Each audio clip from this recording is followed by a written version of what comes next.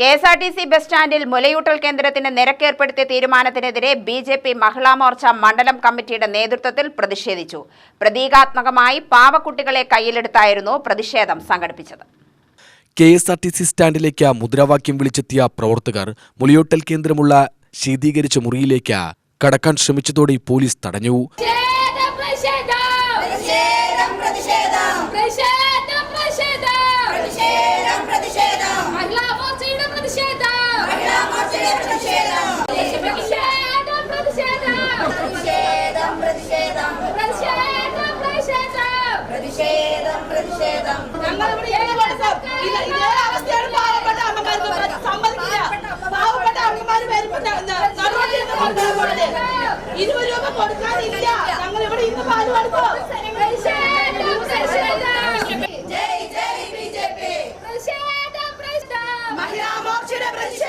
മുലയൂട്ടൽ കേന്ദ്രത്തിലേക്ക് കയറാൻ യാത്രക്കാരോട് 20 രൂപ തരുമോ എന്ന് യാചിച്ചായിരുന്നു പ്രതിഷേധം.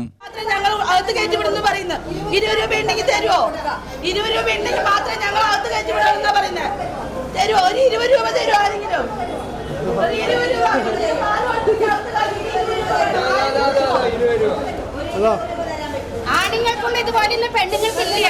അതാ പറയുന്നത്, പെണ്ണുങ്ങളെ സുരക്ഷ ഞങ്ങളിത് വന്നിരിക്കുന്നത് 20 രൂപ ഞങ്ങൾ പിരിച്ചിട്ടാണ് ഞങ്ങൾ അതിനകത്ത് കയറാൻ പോണത്.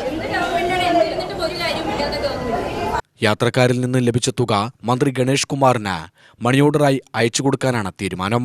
പാലക്കാട് ഈസ്റ്റ് ജില്ലാ പ്രസിഡന്റ് പ്രശാന്ത് ശിവൻ ഉദ്ഘാടനം ചെയ്തു.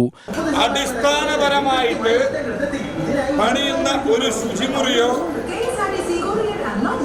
ഇത്രയധികം പ്രതിദിനം ആയിരക്കണക്കിന് യാത്രക്കാർ വരുന്ന ഈ കെഎസ്ആർടിസി ബസ് സ്റ്റാൻഡിനകത്ത് ഒരമ്മയ്ക്ക് കുഞ്ഞിന് പാലൂട്ടുന്നതിന് ആവശ്യമായ ഒരു ഫീഡിംഗ് റൂം സംവിധാനം ഒരുക്കുന്നതിനോ ഇവിടുത്തെ ഈ കെഎസ്ആർടിസി ബസ് സ്റ്റാൻഡ് പണി കഴിപ്പിച്ച സംസ്ഥാന സർക്കാർ അതിന് നേതൃത്വം കൊടുത്ത പാലക്കാടിന്റെ MLAക്കും സാധിച്ചിട്ടില്ല എന്ന് പറയുന്നത് അത്യന്തം ദൗർഭാഗ്യകരമായ ഒരു വസ്തുതയാണ്.